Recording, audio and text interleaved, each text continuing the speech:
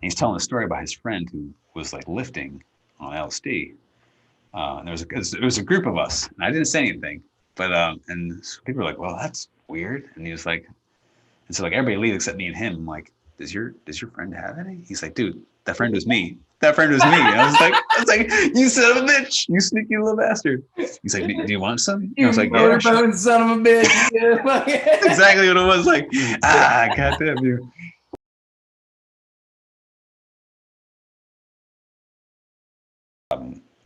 And I guess just said like a little prayer, like, you know, like, God, my grandma passed away that year too, my senior year too, which is rough for me because I was close with my grandma.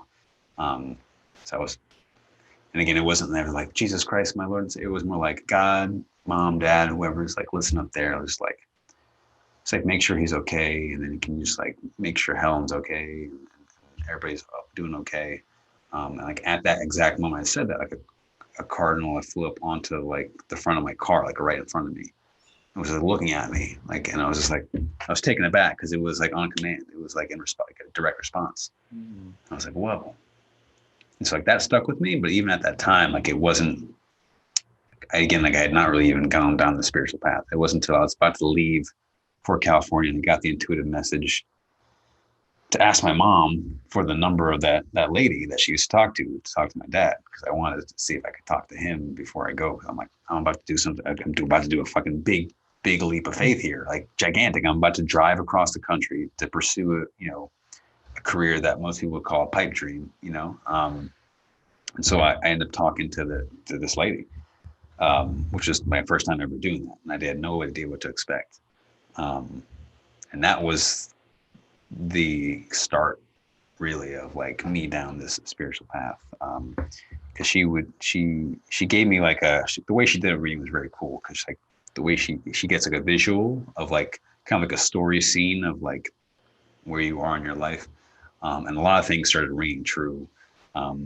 She made a significant point about the cardinals, so she saw cardinals, and I was like, well, that's significant. She brought up a couple other things that were like really significant in that opening scene. I was like, whoa, this is intense. But it wasn't until like she started, like people started coming in, like my grandma was the first one to come in, and that's when I just like I couldn't hold it together. Like I just burst out into tears,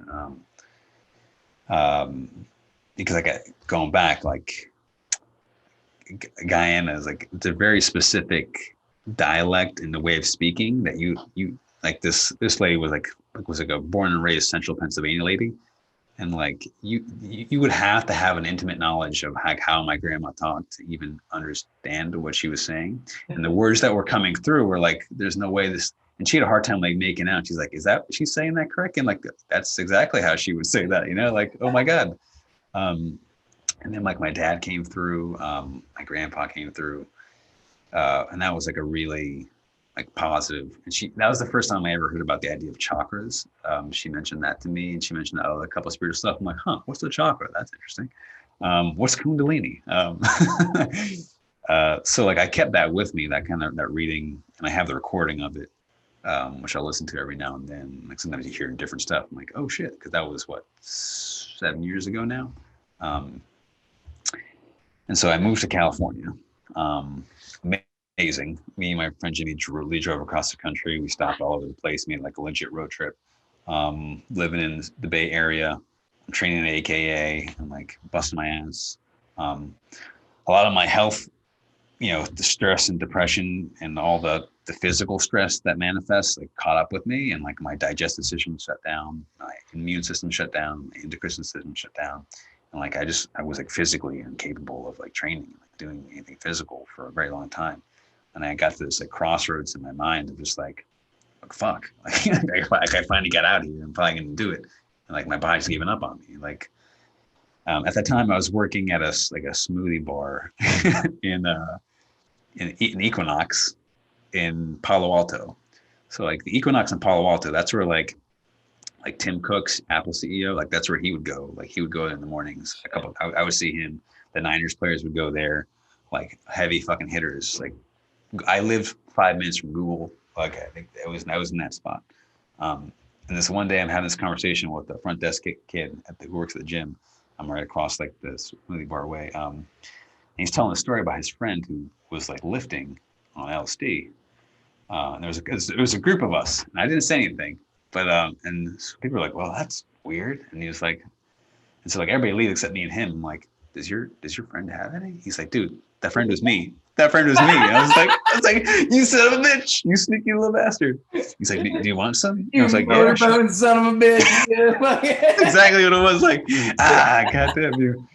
And at this point too, like you can move across the world, but if your depression and all that stuff, your problems are going to follow you wherever you go. And so I was finding myself in that mental space, which was frustrating me. It was like I realized like I couldn't run from it. It was here again, and I felt those that negativity. I felt that tension, that self-abuse, that self-hatred, all those like negative emotions. And I was just looking for an answer to my life. Like I was just looking, like I just need an answer for why. Like why all this happened? Why is this happening? Why am I this way? So he ended up giving me, and so LSD in Silicon Valley is a big deal because like high-level CEOs will microdose it regularly because it connects parts of your brain that don't normally communicate. People use it for creative processes, and you're getting like high-level LSD. So you're getting like Stanford lab created stuff. Not like Grateful Dead shit. Like yeah, not like in some guy's jean short pocket. I'm pretty sure they're from there too. I'm pretty sure like you know what I mean. So yeah. So he gives me like 5 tabs. He's like, I remember I get him from him. He said like, okay, so I did half, which is like a pretty strong. So maybe start with like a quarter. And so me being in the space that I was at that time, I decided to do all 5. All right. So pause. Yeah. Pause. I'm gonna take a piss real quick. I'm gonna piss myself. But this is a great spot. I'm about to take 5 tabs. 5 tabs. Heavy duty quality LSD. Like, and that's the thing too, like with LSD is like you don't know the dosage, like unless you made it. And he told me like half was like a good dose of 1, and I took 5, right? Because like I was at that's how desperate I was for some sort of just life-changing moment. And even the times I did LSD in college really was more for fun, and then everything I learned from that was like incidental, but this one I felt like I'm going into this because I want answers. Like I'm going into this with a purpose, with an intention. I told my friend Jimmy, because I was like, I'm gonna need a sitter for this because this is heavy duty. And he's like, okay. And like I could talk for a while about like the individual like experience itself. But basically what ended up happening was that was probably the most visually intense physical. You ever seen Doctor Strange? The movie Doctor Strange? I know what you're kind of... You ever see Inception? Yeah. So you know how the city folds up in half? Yeah. I not even exaggerating, that's like literally what happened. He was driving me around. We were going to go for a ride in the mountains and like in the Palo Alto Mountains. And this is the funny part of the story, but also scary. So like I'm at this intersection, like the Camino Real, the main road in there, and I start to see the sides of the roads flip up and then flip up. So I'm looking at this box of cars driving like this, and I'm like, you know what? This is probably not real. I'm probably just still in my room. I'm just going to open the door and just go out and talk to Jimmy. So I open the car door and I get out. I'm like, nope, this is real. And I close the door. And Jimmy's like, dude, are you okay? I could see him get worried. And as he got worried, like literal storm clouds came into the scene. Like I could see, like I could feel his like tension. I was like, no, I'm okay. But like I noticed like I could see his worry, and like, because he's trying to drive this super fucking high person around, and like the last thing he needs is like a 5-tab John running around the streets of San Francisco. But like, and the long story short with that one was like I went so deep that I couldn't bring back anything. Like it was too deep. I was like, fuck. So I ended up getting more from my friend. He's like, holy shit, you did 5? What the fuck is wrong with you? Well, like, that's a really good point for people to know, because I'm someone who's like, I want to go to Peru and do ayahuasca for a week. And like, so maybe I should start with like a not 5-tab. No. And like that's the kind of like I was like 100 or nothing at that, the kind of thing. It's like, I'm going all in or nothing, And it's like I did 5 thinking like, classical conditioning. More is better, you know, like that's how it works. Remember, that's what I said I do all the time. And like, if I was in a more conscious space, perhaps that would have been useful in retrospect, but I definitely wasn't at that time, you know. Yeah, like I want to do a heroic dose right now of mushrooms instead of it's like, maybe just 8 and slow your roll there. Let's do a gram and maybe it's like heroic dose. Oh, all in, nothing, all or nothing. Jumping into the deep end, right? Just like, not dipping my fucking toe in the water. I'm going straight in. But then I end up getting some more from him. I'm like, okay, this time I'm gonna do one. And marijuana was medical legal at the time, so I had my medical license. So I could get that all the time. So I started smoking again, but more consciously. It's like I wasn't, you know, college John version of it. And the job I ended up getting at this point was really cool job, and a really major job in terms of me being able to communicate. Because I had like a lisp. If you remember, like the way my jaw was, that would give me a lisp. I was always very self-conscious with my jaw. So I was never very good at speaking. I was always very not.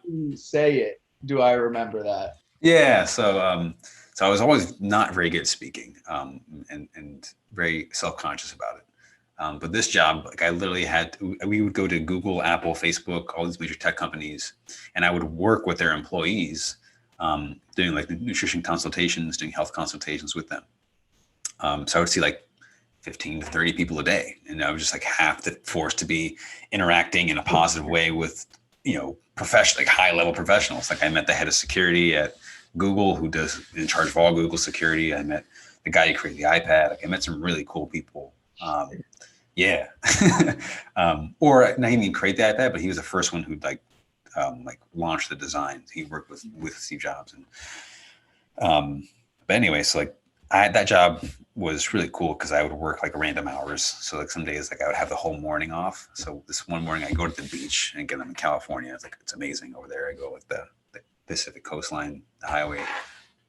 I do this one tab like 6 a.m. The only other guy at the beach at the time was like an old Asian dude who's crabbing on the beach, which is pretty cool.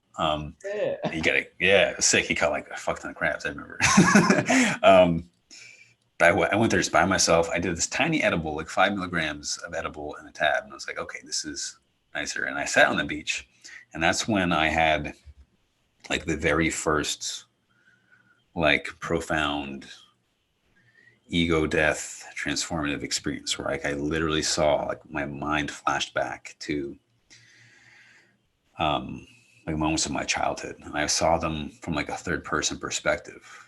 I saw like I was watching it in like a view that it's like I was there, but like I was, you know, like seeing it like crystal clear, these moments that shaped my perspective in such a negative way to have the issues that I had growing up. And it was just like boom, boom, boom. And it was this timeline. And people say like light flashed before your eyes. That's what it felt like. I saw all these experiences that shaped me, and especially the ones in a negative way. But I was detached from it. Like I was pulled away from it, you know? So like I wasn't in the moment, I was observing it.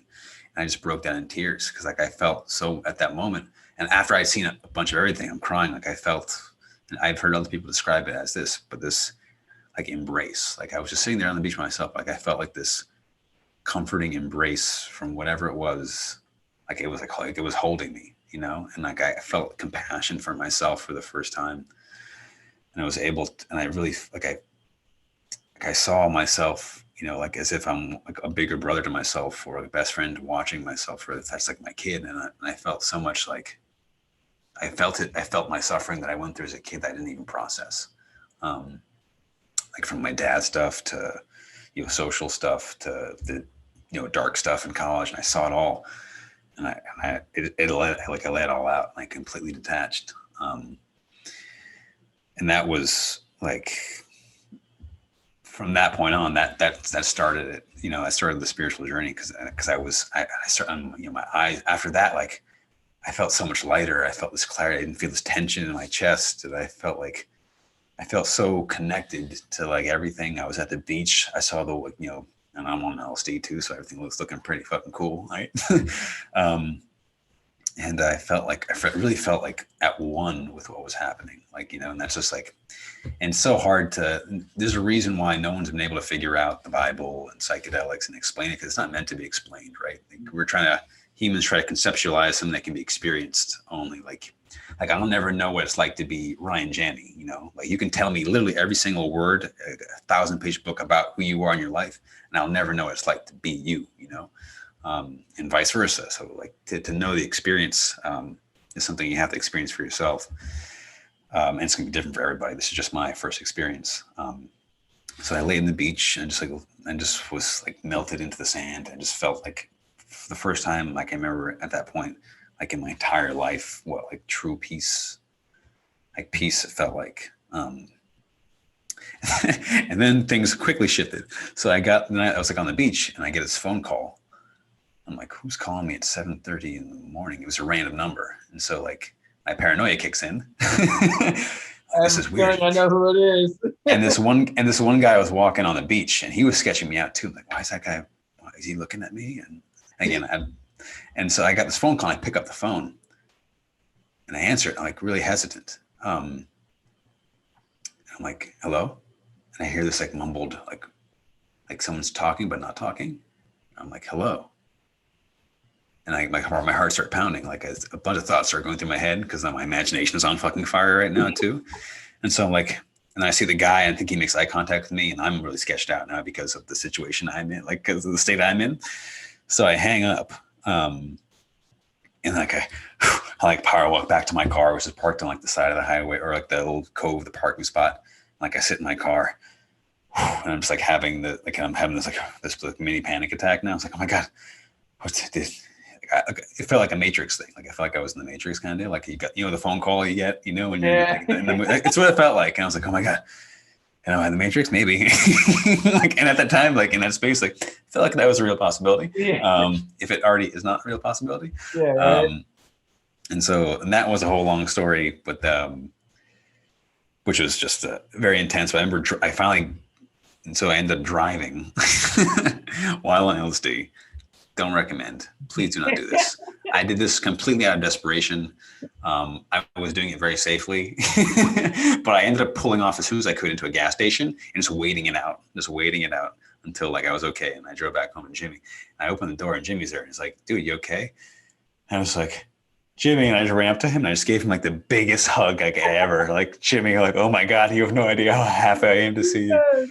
And so that was that was like a transformative moment. And then the next couple of things that happened had nothing to do with psychedelics, but it was really guiding me. So at that time, I'm like, I started to dive into it. Like what all that stuff. I started journaling again. Side note, backtrack. My senior year, right before I'm about to leave to go to California, my one friend Zach, his aunt works for a company that makes journals. And one day I saw him in the living room journaling. I'm like, hey, what are you doing? He's like, I'm journaling. He's like, I journal all the time, like a bunch of books. He's like, you want one? I was like, sure. I remember I started journaling at that year about all that stuff that was happening to me. So journaling now, I journal, you know, like I got fucking, I literally have like 4 journals that I use at all times. Like, you know, I write so much. It's been a huge thing for me. So I started journaling, and I remember 2 significant moments that happened that got me onto a specific path too. That's when I started listening to Joe Rogan's other guests, because at the time I only ever listened to the MMA people because that's all I was interested in. I was like, this is interesting. Like he has other guests that are interesting too. So I remember he had Russell Brand on, and this was when Russell Brand had just gotten to like recovery and was just getting into Kundalini Yoga. I was like, Kundalini Yoga. That sounds really similar to the shit that I just experienced on LSD. So I started doing that. And very soon, like with not that much like effort, like I was able to have some really intense Kundalini awakening experiences, just meditating and doing some mantras and chanting. And more than anything, you hear the person talk about the divine feminine, you know, that energy, like that energy has made itself known to me more than anything. Like I know some people will actually see Jesus, or some people will see an angel, or some people will see an animal.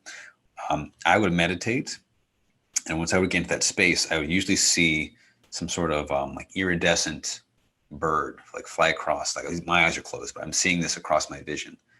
But I'm still focused forward. But I noticed it out of the peripheral of my eyes, and I always felt like an eagle, like I was flying across. And that's when I knew like I was in that space, right? And so like the very first time it happened, I was like, oh, that's weird. And I noticed like in my peripheral, so like you're looking at me, but imagine like right here, like in your vision, the corner of the screen, like this little twinkle's happening here. And like it's trying to grab my attention, but like my gaze is so relaxed and focused. And then as soon as I shift my gaze and make eye contact with that, a pair of eyes open up, and like they're like diamonds. Like imagine how like the refractions of diamonds, like two eyes like that. And I look at it and like I mean, again, this is all with my eyes closed, but like I'm like, what is that? And as soon as I make eye contact, like a smile comes underneath, like this woman's smile. And then I just get rocketed into like outer space, get like sucked in, and like have like zero control. And so like that's Kundalini. If you're familiar with Kundalini Shakti is like the divine feminine energy in Hinduism and yoga. That's the serpent energy that coils out the spine. The females at the base of the spine. You know, the Shiva energy is the unity consciousness at the top of your spine. And then when they connect, they meet. The divine feminine meets the divine masculine. You become one unity consciousness. So I was doing that just with like, I'd pop like a 5-gram edible and do that. And I would just be able to get there with like 25 minutes of meditation. And that would happen a bunch of times. She would come to me in dreams. I would have, it would happen during trips or just happen during meditations. And so that was always really profound. So that's when I'm like, this feels like I'm being drawn toward this specific thing, like of all things, you know, like maybe I'm into Buddhism, I'm into Taoism, I'm into all sorts of stuff. I mean, like Hermeticism, which is like mystical Christianity and stuff like that. Kabbalah, mystical Judaism, Sufism, which is like mystical Islam. But like Kundalini is very, very pulled to me. And I'm able to connect to that very profoundly. And I've had some like just sober visions, which are very intense, where she comes to me and relays a message to me, which is, and so she came to me quite a bit during, you know, on the 7 lessons, you know, when I had that, you know, all my relationship stuff, she was there for a lot of that. And had some profound messages for me during that time, which was very helpful. So that got me into that. So then I started researching alchemy, Kundalini, Hermeticism. It's deep in the rabbit hole. Like, and then this was the next big thing. This is a cool coincidence. But I was driving back home, and this was, and at this point, everybody's lives, what's this, 2016, like I'm listening to music on my phone, whatever, right? So like, but for some reason, one day I'm listening to the radio, right? Or no, not even. Like I unplug my iPhone, and then it'll switch to FM radio, and by accident I hit the AM radio station, which like I don't think I've ever intentionally listened to AM radio very often, right? And I'm parked in my car, and I hear this guy talking, but I'm getting ready to go to the car, and I turn off the car. I'm like, wait, that guy's voice sounded really interesting, and he was saying some interesting things. I turn it back on. I go back to the station. I'm searching to find the station. I'm like, wait, that was like really interesting. Like I want to hear what he was trying to say. I don't even remember what it was. It was Alan Watts had a lecture on AM radio. No shit. No, oh shit.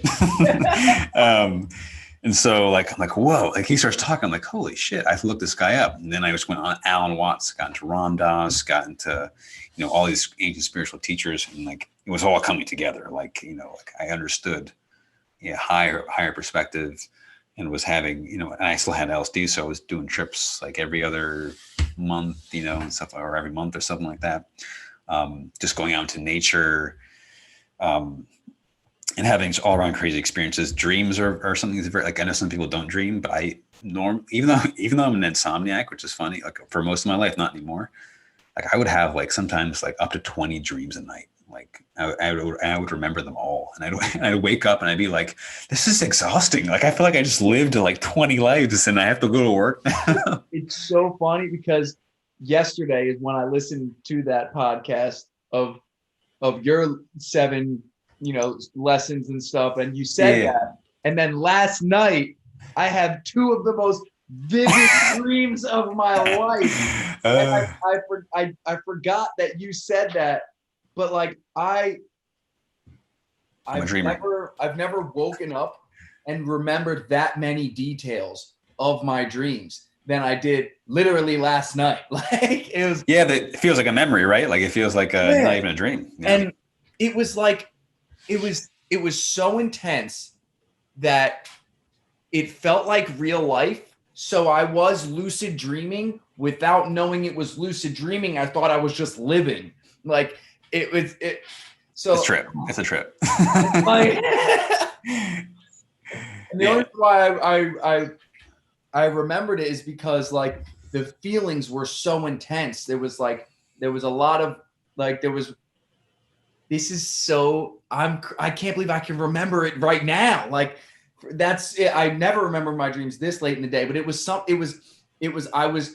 I got some message and it was like, I don't know why, but it was RG3, like Robert Griffin III.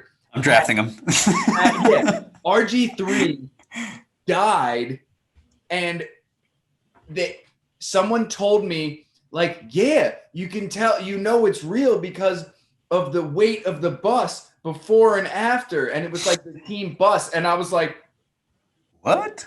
But I just was like, okay, like going with it in the dream, like so overcome. I'm like, I can't believe he died. I'm sobbing.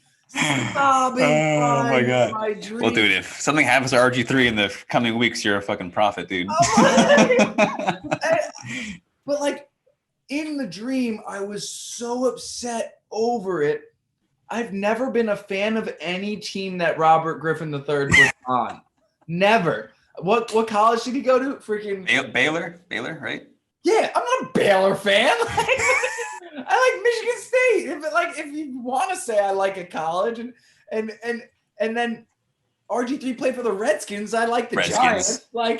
And then he played for the Ravens. I actually have a subtle hatred for the Ravens because they killed us in the Super Bowl that month. This is true. That's true. Ray Lewis went ham. There's never been a time where I would have been funny. Any that upset. Like I would have been like, oh shit, like RG3 died. Like it would have been like, whoa, like because he's young and not like, oh my God. Yeah. But I remember sobbing in this dream so much and going, and I don't but then it was like his funeral was like people from like my church that I remember and people from all the different parts of my life were there for RG3 in this dream. It was freaking so trippy. And I how okay, so then hold on, so rewind into that bus thing when it's like, look at the weight of the bus of when he died and or before, so now it's changed, but then he was outside of the bus and this was like in the Arctic and he's outside of the bus and the bus is like going forward and kind of half running over him. And I'm like, what is going? Stop moving the bus! You're killing him. You're killing RG3. Now he's definitely dead. Maybe that's a metaphor. Maybe for the Ravens are destroying RG3's career.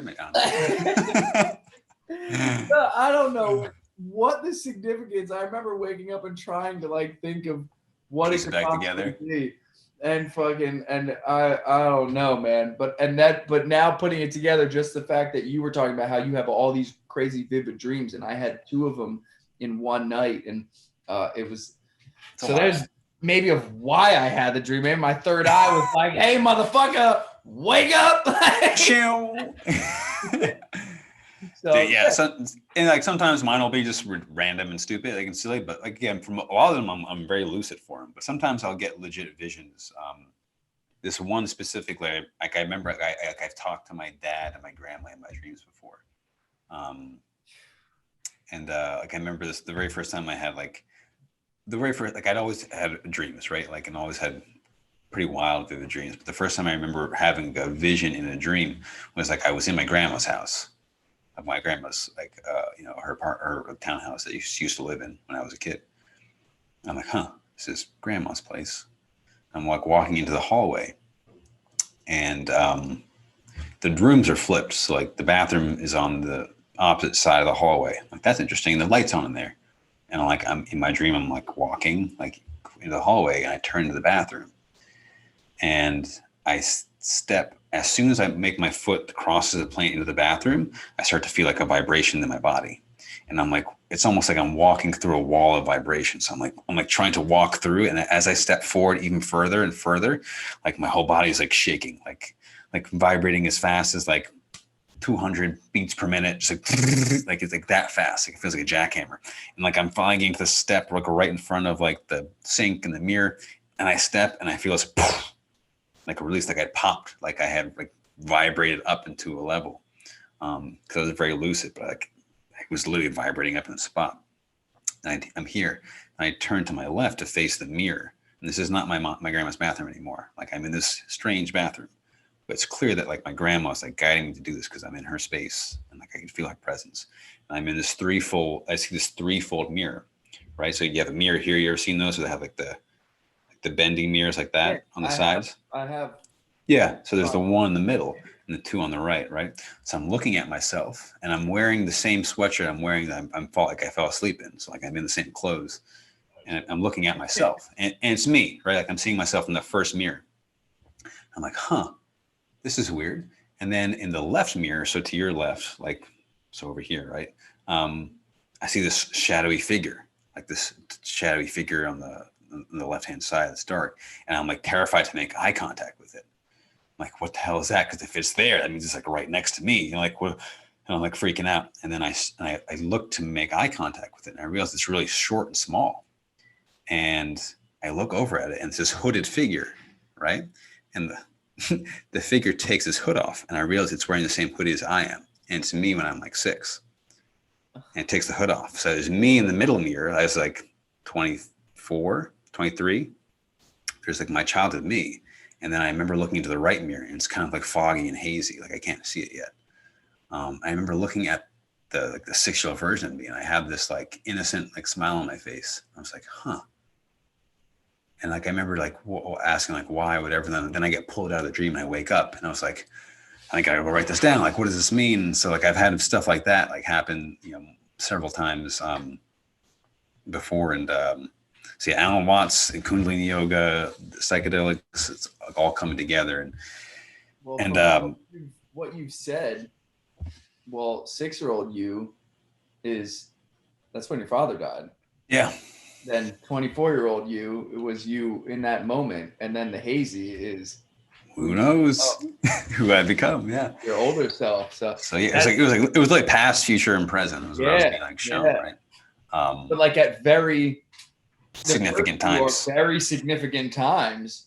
Yeah. Like one, because it's the now, which is what the only thing that exists, right? And then there's that point in your life where you're the reincarnation of your father, right? So like it's a lot going on there.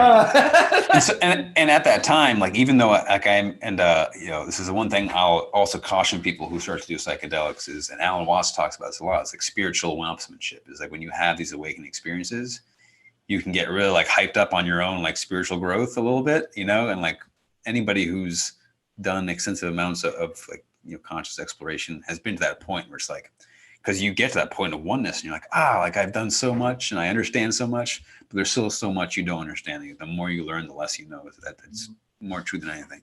That was so cool when I read that in Be Here Now, because over the past 6 or so years, like of being clean, I had the first experience of like, oh shit, like I don't know shit. First of all, like there's so much I don't know. And then I had the experience of being like, the more I'm learning, there's just so much more I don't know. Yeah. And it came to the moment of like, I'm in the middle of Be Here Now, and he's like, I think it's in that. I forget if it's exactly in that where he says, he's like, the more you know, the less you know. And it's like, I think it's in the brown part in the middle where it's like trippy and all that. And I was just like, cool, I'm like, and then I'm like, I'm so connected to Ram Dass because we're the same God.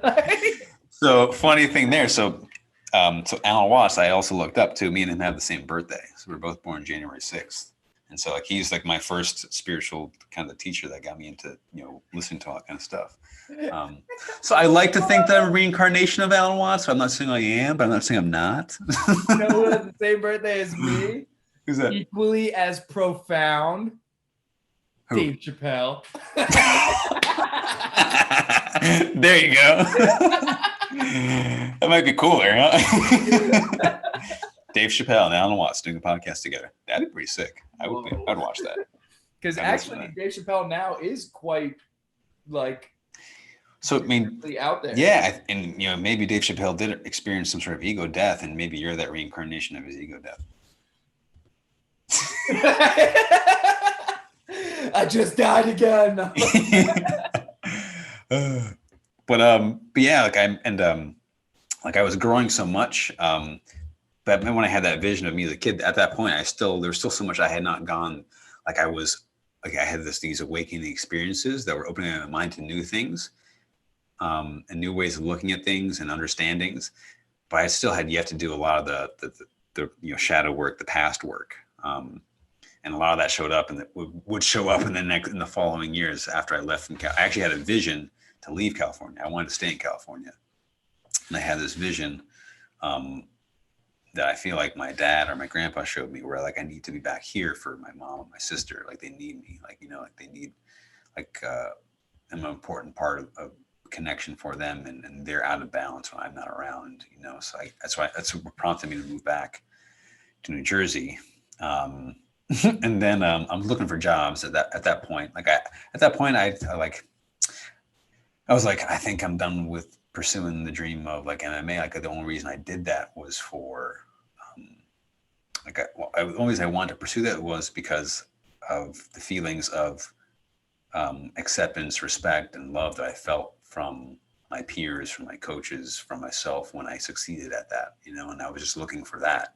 And I was using that as a means to get that, but I didn't need that, you know, and I could still do it and love it and enjoy it without having to compete with it, because I'm feeling drawn towards something bigger, something different. So I moved back, and then I'm looking for jobs, and I don't want to do like personal training was actually like my plan C. Like I didn't really want to do that. I was looking for something else. And then I'm like, you know, I just need to get a job at this point, like to pay the bills or whatever. And so Prince of Fitness and Wellness, I'm like, and I end up going there. And you remember Julia, she was my neighbor growing up. And I'm like, oh shit. Like she was like literally like my first friend like I ever had. Like we were born in the same year, like from like 1 year old, like we were friends. It's like, oh shit, that's like a coincidence. And so yeah, then at PFW, you know, we're finally getting to the story where I meet Sean. And so me and Sean actually never ever talked for like the first year of me working there. Like there was a long time we worked together, like we worked in the gym but didn't talk to each other. I worked at like the morning shift, he worked more in the evenings, right? So it wasn't until we got in our fantasy football league that I started talking to him. And that's when we both, I don't know if you were there for this conversation, but a bunch of us were talking at the table, and someone was talking about you know, like, I feel like I was there because I've heard this story like 6 times now. Yeah, but someone was talking about the trips. Yeah, so I was someone was talking about like, you know, crazy like weed stories, and I was like, we're all sitting around there just listening, and I bring up like an LSD story, like when I'm in the, you know, in the trees in San Francisco, and this park, the Big Basin, the Redwoods, which was super sick, by the way. And Sean's there, but he doesn't say anything. And so however many weeks later, he's training one of his clients, and he says something to his client. And I'm like, the only way he would know to say that is if he knew what I know about things. So I was like, interesting. And I forget what sparked it. I think we were talking about music and history, actually, because he actually went to school for music, you know, which people don't realize about him. Mm-hmm. I went to school for architecture, which people don't realize about me. So it's random as fuck. But, and then we just like, we bring up, I forget, we both talked to each other about the psychedelics trips, his mushroom trips, and, you know, from there, the whole thing, the rest of history became like, you know, it was like a step brother. Someone like, did we just become best friends? So yeah, I think we did.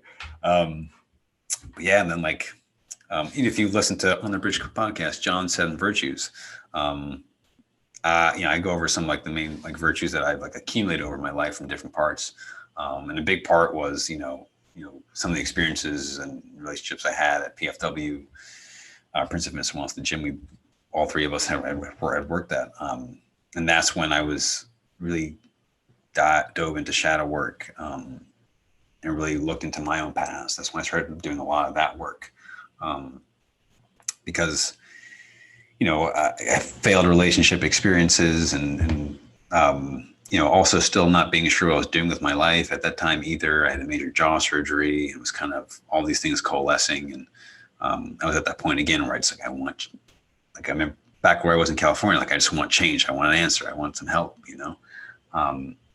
So, this time I just went in without any medicine and started to deep dive and do the work. And for the first time, I felt like comfortable going into that space, because I knew at that point versus before, like how much my life mattered to me and how much the people in my life mattered to me.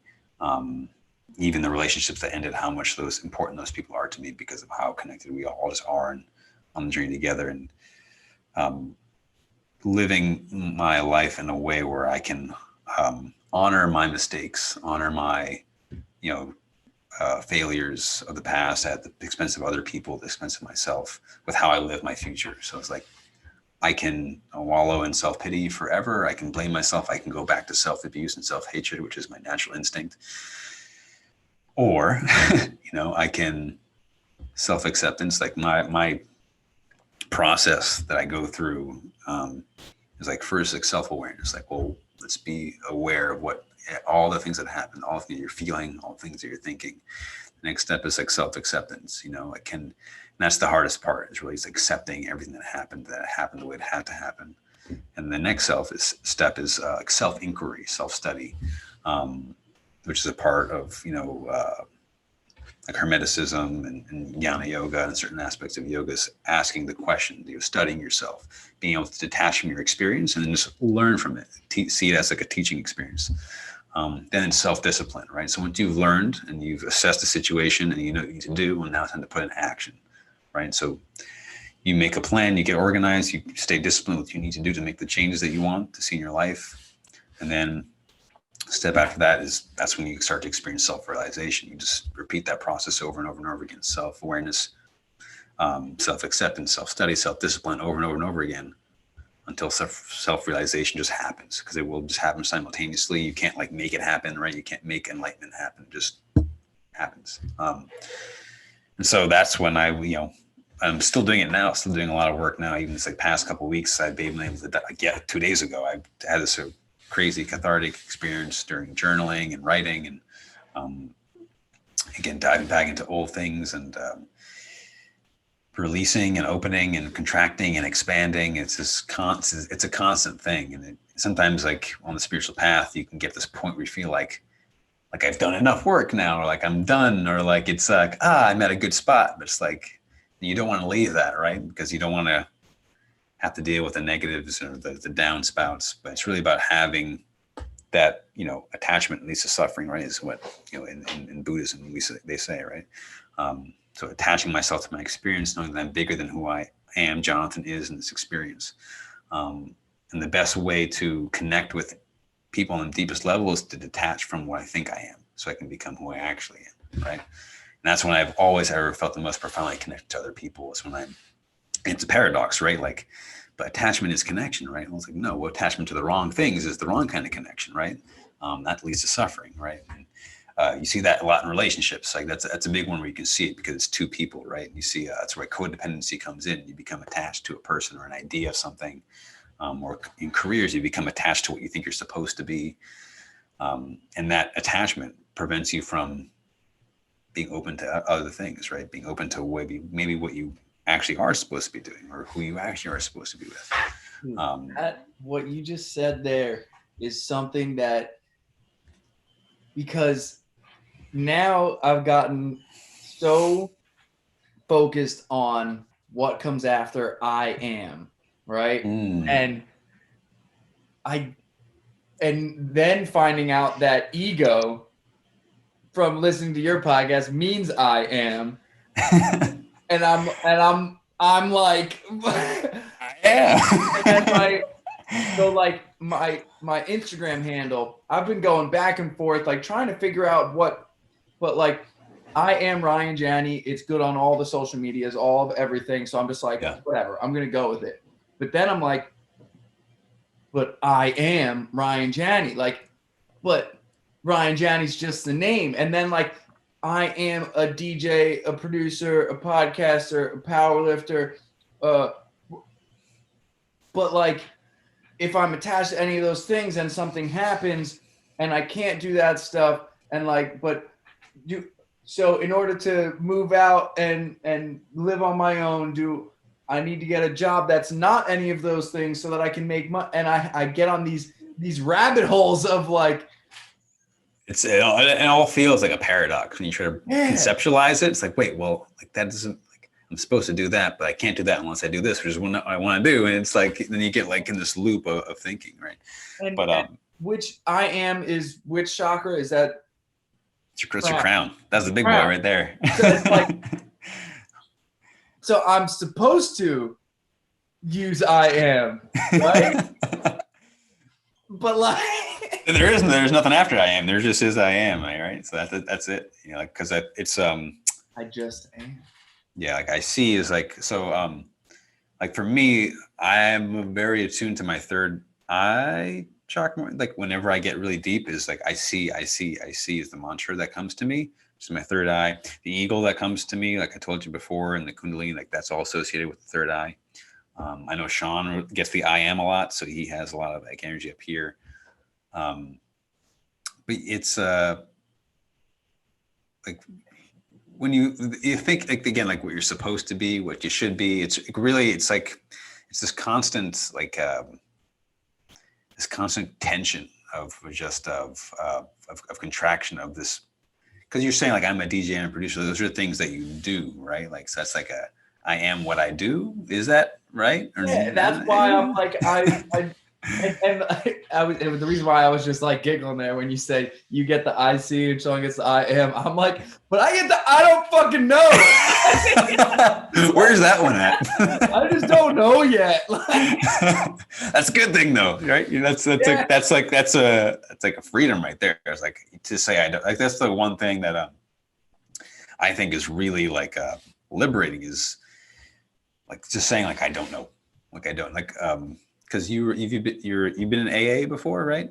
Yeah, AA for the first year I did AA and NA. Then the next 4 years I did just NA. Okay. The last like year and a half I've been searching for something more because it's like now I'm so grateful for Narcotics Anonymous and Alcoholics Anonymous, like because I wouldn't be where I am today if it wasn't for them. But where it gets lost in translation for me is how the just not using drugs is like okay and not like the focus on bringing in like exercise, health, of all the other stuff because I want more than that. Than just that, yeah. You know what I mean? Like, but it's been a great like it's been a great like stepping stone for you, right? To, like, and like I do realize that no matter what, at the end of the day, like if I haven't, you know, done some fucked up shit, like, and I don't even like saying that like drinking is bad or that because smoking weed all of it can be bad and all of it can be okay, but like I'm not gonna tell someone who, you know, was shooting heroin and smoking crack that like for them at the end of the day, like if they don't shoot up and don't smoke crack, like that, then it's a good day, right? Like that's for me. It was like when they were just like, look, no matter what happens in the day, like if you don't pick up, like it's a good day. And like at the beginning and even, you know, over the past, you know, prior to this past like year and a half, it was like that was like what I went by. But like now I don't know how I feel about that saying. Yeah, well, so that's kind of what I was getting to, because and maybe you can correct me on this because you might know more, but I'm pretty sure the guy who founded AA, you know, he was on his like last leg, and then he had a profound spiritual experience at his very, very worst moment. Then he created AA after that. Is that correct? Well, yeah. So he, I'm pretty sure he was like in the hospital for some, and then he had some experience where he went through those 12 like steps, like in one setting, and then wrote it down, but because it was also his experience with the Oxford group, which was like a very Christian, that predated AA, a very Christian AA type of thing. And his experience from that was able to like go through the 12 steps, like in his own mind, that sort of way. I think that's what it was. But then what is never talked about in the rooms, but what I hear a whole bunch of other people talk about is how Bill W., that wonderful man, while he was sober, was taking a bunch of LSD to try and figure out more. So like, did you hear that thunder? I did. Is it raining? Is that happening? I'm inside like 4 walls of concrete. Jesus. So am I going to a Yankee Phillies game in the rain? Anyway. Is this happening? Like my point with that though is like because we always project our experiences on to others unconsciously most of the time, right? And it happens a lot. So like an example, like I like to use, that's really like easy to digest, pun intended, is like somebody will do the ketogenic diet and they'll have a lot of success with keto. So now in their mind, keto is the best thing and everybody else should be on keto, which that may not be the case. It worked for them and it's great for them. But that doesn't necessarily mean everybody else should do, but they have that perception, right? And same thing with, what people's paths are on. Like I wouldn't have been able to get to the spot I would have gotten to if like my dad didn't die, I didn't try to kill myself, I didn't have insomnia, if I didn't have depression. Like it can be easy to say that those are wrong things and negative things, but like I don't necessarily know and can't say for sure. And I don't like saying that everything happens for a reason, because that means there's an explanation, and that's like a really like humanistic way of looking at things. But I do think that things happen the way they're supposed to happen, that there's like a natural order to things, whether you want to accept that or not. That's beyond our comprehension. And sometimes those things just need to happen.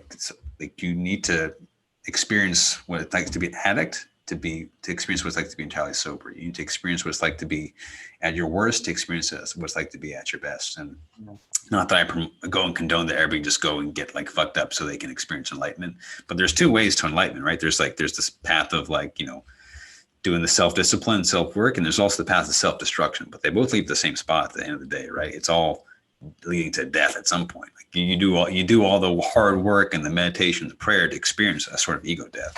And if you do all the self-destructive stuff, you may actually experience actual death, which will be, an enlightening experiences, or an ego death too. And that's the dark night of the soul, is that self-destructive path, right? So it all gets to the same spot. And it's just, especially when it's somebody you care about too. Like I'm sure the people who cared about you and when you were going through rough spots, like wanted only the best for you, and it was bad, but you've grown so much from those experiences and they've helped shape who you are. And now, even more importantly, you're at a position where you can help other people because of that, right? That you wouldn't have been able to do if you didn't have those experiences. Like that's why I think the people who've experienced the deepest trauma have the most profound ability to change the world, because they've experienced the widest range of negativity, and with it, just like the yin yang, right? In Taoism, within negativity is positivity, within positivity is negativity, right? So like you need to understand the shadow, you need to understand your negative aspects if you're truly going to be able to understand what positivity means. So yeah, where I was going with that in terms of like, the drugs are bad and everything's bad, and you shouldn't do this, what you should do, but like nobody knows what anybody else is supposed to do with their life, right? I could have told, I'm sure when Steve Jobs dropped out of college, people were like, that's a bad idea. You should stay in school and get a nice job. But hindsight's a super 2020. That was a good thing, And that's a story you see tons of times, how many people drop out of college.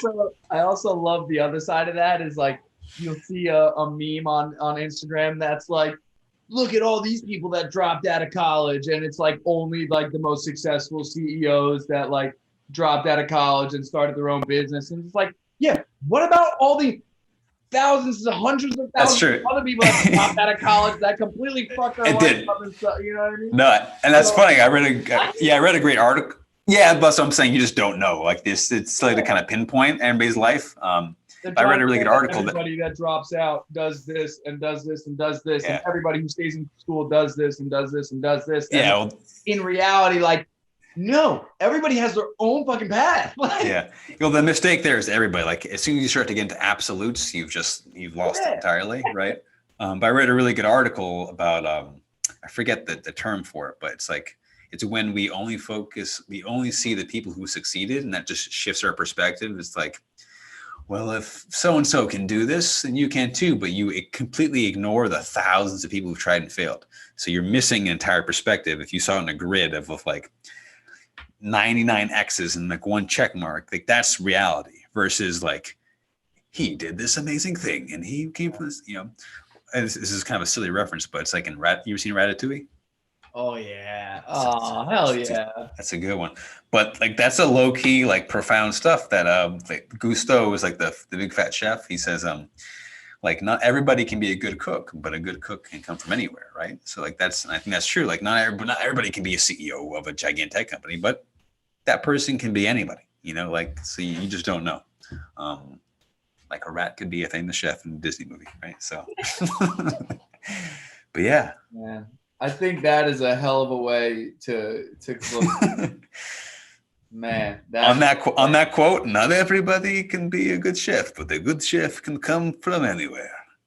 NC, done. Love it. No, seriously, Don, thank you so much. I'm in my head. I had so many so many people have been telling me like, cut down the podcast to an hour, do this. Oh yeah. I'm sorry if I went crazy long there. I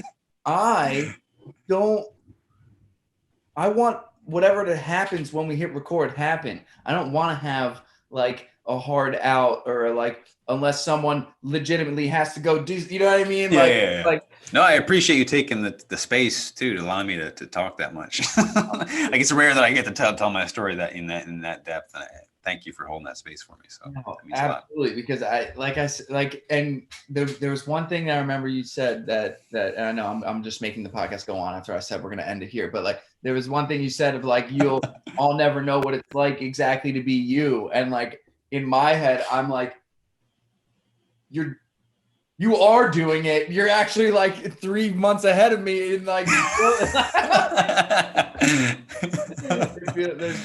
there was so many similarities, and like there were so many times where I wanted to jump in and like tell you something that happened. Like I wanted you to just keep going in your flow.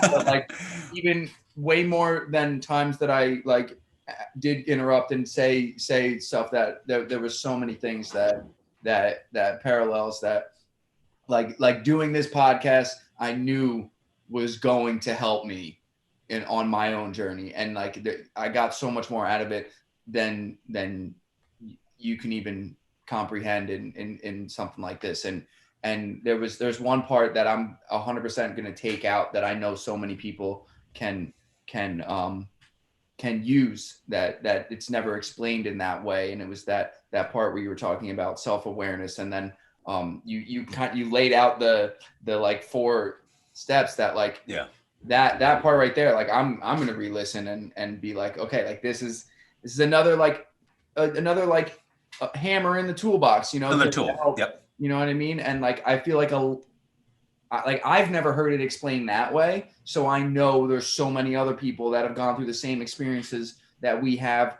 with different names and faces and but same feelings and stuff like that will be able to use that. So like, dude, thank you so much. Man. Well, I'm sure we'll do it again. Yeah, absolutely. There's no words, man. Just gratitude. Thank you for doing this. Thank you, my friend. Thank you, my friend. I love you to death, brother. To everybody. Me too. Love you too, man. To everybody that's go follow me at Conscious Content is my Instagram page. That's sort of like a digital publication where I feature other creators, conscious creators, artists, writers, coaches. Then my personal page, which I haven't launched yet, but maybe by the time this airs, it will have launched, is Jonathan Mathew. So I'll be posting my artwork, my own experiences of yoga, hermeticism, my studies, and stuff like that. So insightful stuff. Check it out, homies. And the Bridge Podcast, of course. Yeah, I was like, check out the Bridge Podcast.